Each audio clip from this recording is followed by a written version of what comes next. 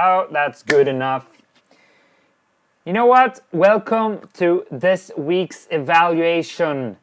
It's the weekly challenge number 57, I think. And this video is gonna be an evaluation of the Rejection Therapy Challenge week number 5 that has been this week. That is the first part. Secondary, we are gonna do the weekly evaluation, goal evaluation, where you and me quiet down, we go into our own little bubble and just look through the week that has been. Evaluating, looking at our actions and seeing how we are progressing, to ground ourselves, to get a new starting point. That's what this video is going to be all about. But before I threw myself into the evaluation of this Rejection Therapy Challenge, I just have to thank you guys for helping me build this. I just reached 100 subscribers and that means a ton to me. I value each one of you so much, and just knowing that you are out there, you're caring about this to some degree, to the degree that you actually took the time to hit that subscribe button, it means a whole lot. It motivates me to do these things because I want to help you guys. I want to help myself, but if I can make that journey and help some other people in the way, in an entertaining, educating, fun way, I want to do that. That drives me. So every time one of you joins this channel, it just warms my heart because it's not something that has come easy. Over a year it took to reach 100 subscribers, and boy am I happy to be here today. But it's gonna be a whole lot more. I'm not putting in any least. I'm gonna increase my level of focusing in on delivering quality videos to this channel because I live for this right now. I think it's super fun. I just love it. That's enough. Once again, just thank you so much for joining this thing, whatever it is. So let's get ourselves into the evaluation of the rejection therapy. First, what is rejection therapy? Quite straightforward. We design a question or request that will likely give us a rejection, a no, and then we go out there and we ask this question, we make this request to some random people or some specific people to get desensitized to this awful feeling because, well, it creates so much turmoil, it creates emotions that just, it puts us off. It really does. At least in the original non-medicated state, because when we do this repetitively, we get used to it. We don't fear it as much. We can be able to handle these situations. Or the greatest thing with this is that even if the emotions won't decrease, even if it's as awful as it used to be, you start to create the connection of the reward after pushing through that wall.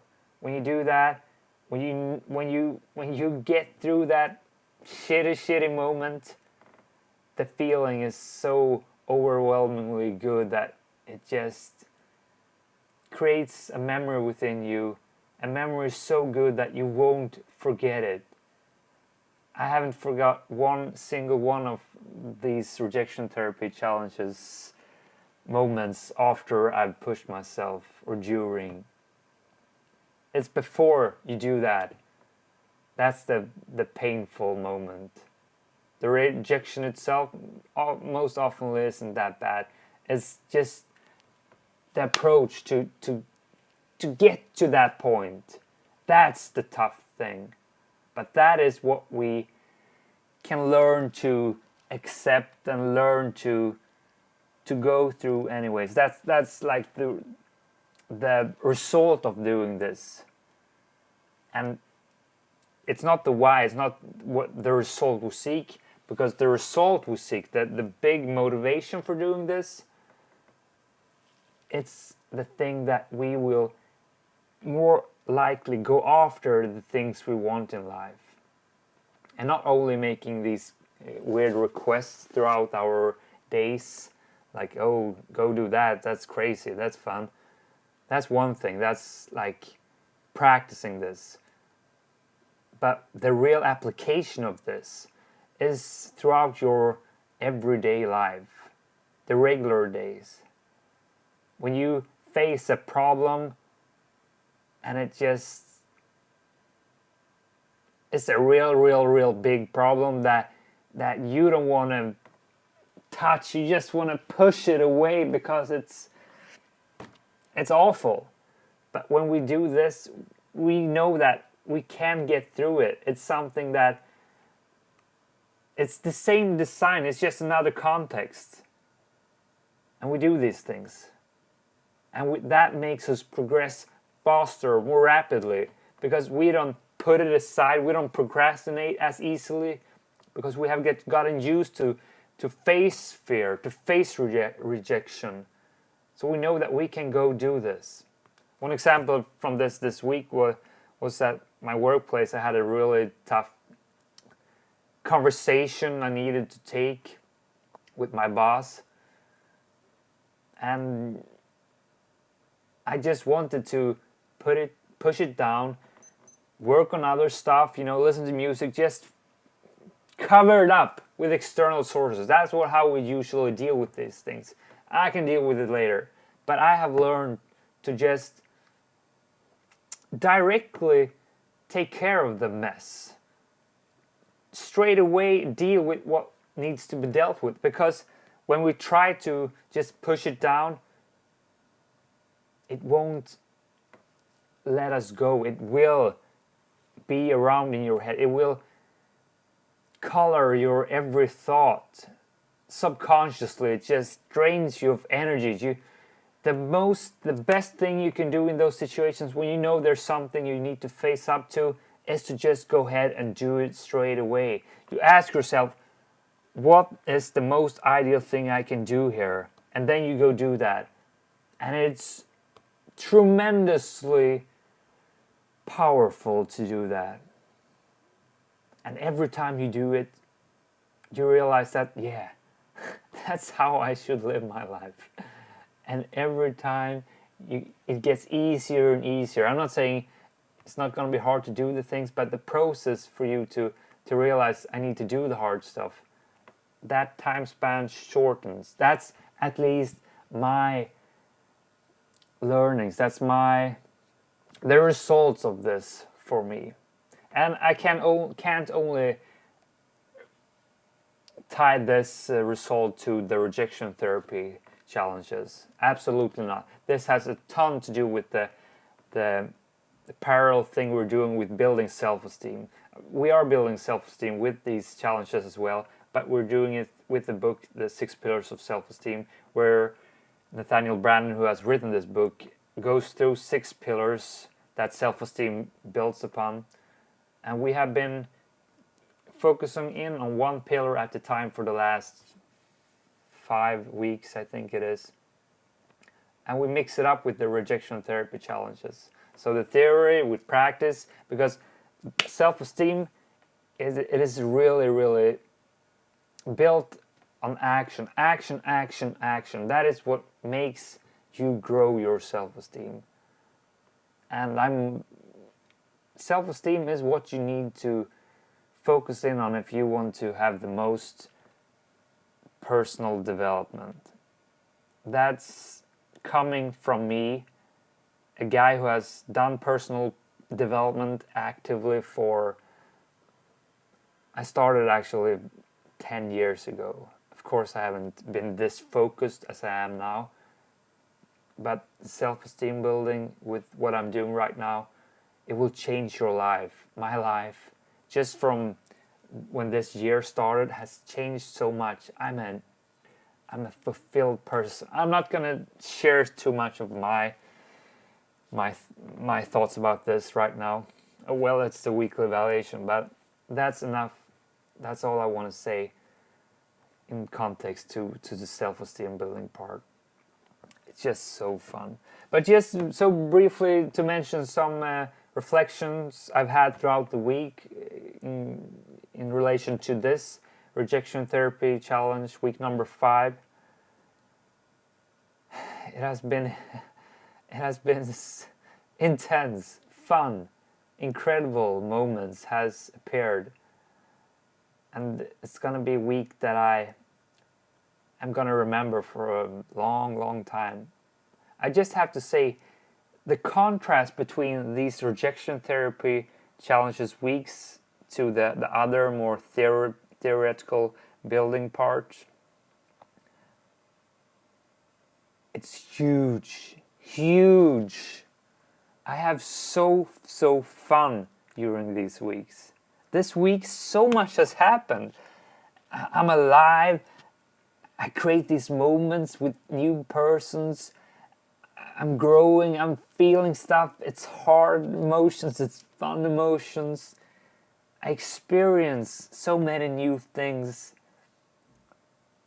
It's feelings that just can't be controlled.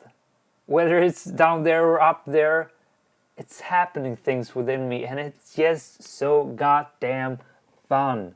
Life is a true roller coaster when I have these weeks. And that in itself should just be an argument enough to make you go after this.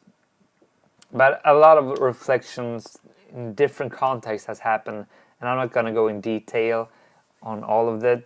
But one of the things that has been a bit of a mind shift for me this week is that I've learned to live with the fear.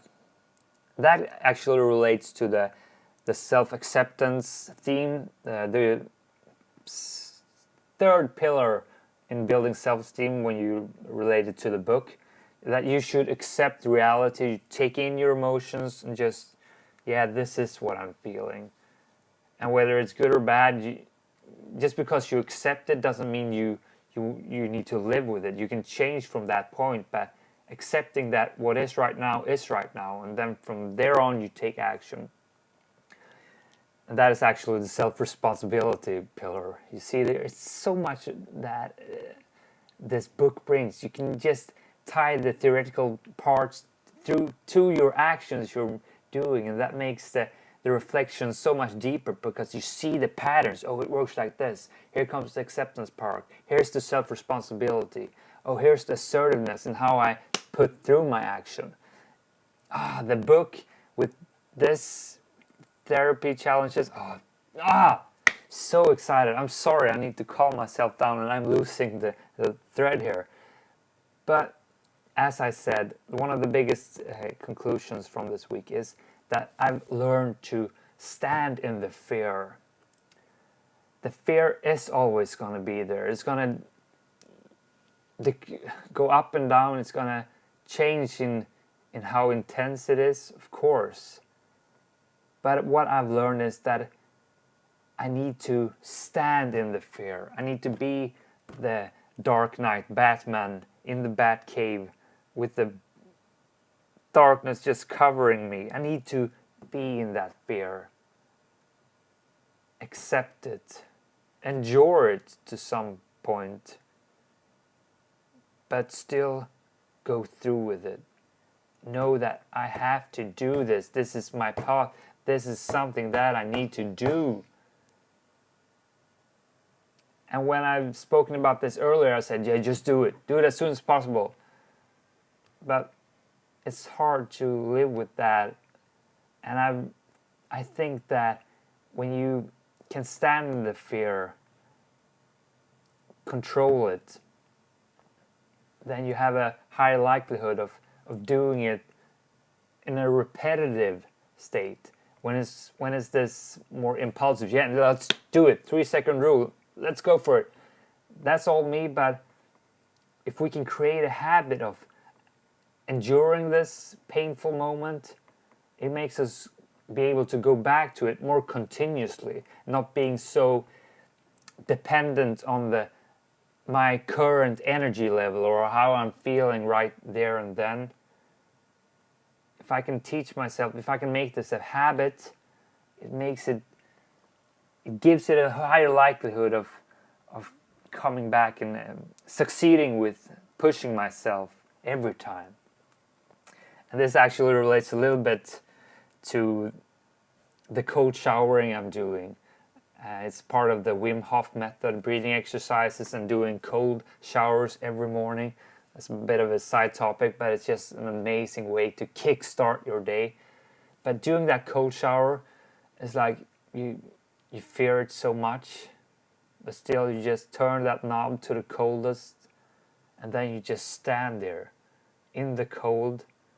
And when you start to do this, it was like you're all over the place, breathing like this, and it's just crazy. But as you learn to do this, you learn how to breathe calmer, deeper. You learn how to stand in that cold, to stand in that fear, to be relaxed, to just embrace it. When you get to that point, you accept it on a different level. And I see the relation to that. The same pattern comes back in my approach anxiety when I'm about to do something. When I started to do this, it was like all over the place. But now as I'm getting to be more comfortable with this, I learned to stand in the fear. It's more controlled. It's not so random. And this is about being conscious, present, mindful. Meditation practicing will increase your level of standing in the fear. But so these cold showers, I think, is a good way to practice, to embrace the fear also, and can actually help you to do these rejection therapy approaches. And so as I started out with this little anecdote, the main conclusion from this week is the growth I've done in relation to accepting the fear. And I think it's actually a key step in my development. Has done a lot. Truly has. Yeah.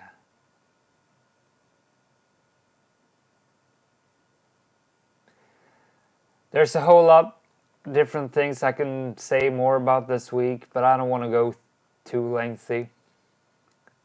Instead, I think I'm just gonna finish it off a little bit with mentioning the perfect avocado and the rotten avocado moment of the week. And I like to start with the bad thing, because I always want to finish things off on the positive note. And the rotten avocado moment, I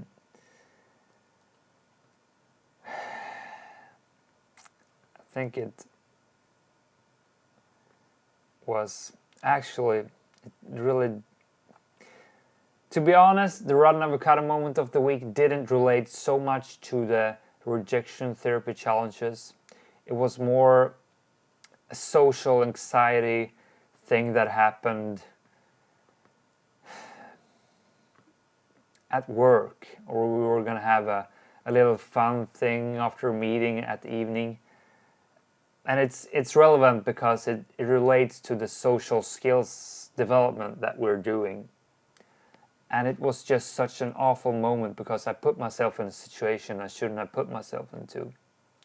You see, I am by heart a true introvert, in the sense of, if I don't get the time to reload my energy, I have a certain energy quota to spend throughout the day. And if I work a whole day and then I'm super tired and I need to go be social in a group, that's like the worst thing that can happen to me. I crumble within. I just want to die when I'm in a social context and I don't have the energy to be the person I want to be. I get shy, introverted, and it's just it dissipates. This my ideal self image of who I am. I am so far away from that image, and that is something that decreases self-esteem when we put ourselves in those situations, when we are living something we don't want to be. Here's the ideal version, and this is what I'm doing right now. That decreases your level of self-esteem like nothing else. And throughout the whole evening, that was my state. I just wanted to disappear. Social anxiety. I didn't know what to do, but I had to push myself to get through that situation the whole evening. And what I've learned from that situation is that you can't throw yourselves into situations that you aren't ready for. That will not help you. That will only make things worse. That will create emotional scars. It will make you not want to go back to pushing yourself in those situations again. And that, I guess, comes back to a bit of rejection therapy challenges, in the sense that you should start or be at the level you are most appropriate to be on. If you are here in your comfortableness level, you should maybe push yourself to get here, to do this thing in the rejection therapy challenges, or any social context for that matter. But if you instead aim to be up here straight away, it may actually be backfiring. You need to adapt the level that you are ready for, or feel ready for in that moment. That differs depending on your energy level. For me, the learning is that I can absolutely be in a situation that I was in, this social happening, but the problem was that I hadn't prepared. I had slept way too little. I worked too much. I should have adjusted. I should have mentally prepared myself better to go into that situation. Instead, I didn't lay the ground foundation for a successful evening. That makes you crumble. That makes you decrease your self-esteem. And I actually felt awful the whole day after as well, due to this mishappening. So that was a big learning, and it also refreshed my memory of why I'm doing this whole personal development thing, why I'm doing this channel, why I'm putting so much energy into building myself. Because I have a natural inclination to be introverted, to just sit on my own. That's when I'm comfortable. On my own, in front of the computer, just eating. I can seriously sit and just eat and watch series for 5 or 6 hours, just continuously eating. I have quite a big issue with food, and it's actually the biggest enemy in my life. And I'm not going to go too much into that, but I'm just saying I have a why. I need to make this journey because I know I'm going to succeed in life. I have to create my own future. I don't know what your drive is, but I want to be able to have full 100% control of what I need to do. I don't want to wake up and live my days like I had a gun to my skull. You need to pay this mortgage, you need to pay your loan or whatever. I need to be in a situation where I have 100% control. That's how I want to live my life, and I want to live that life in a happy, joyful way. And that means sharing it with friends, pushing myself, growing, going after the things I want. And I can only do that if I make this journey. And I think that's a goal every person out there should have, to create the life that they truly want to live. And that's my reason. And also that I truly need to help my sister out, because she needs me and I need to understand this area.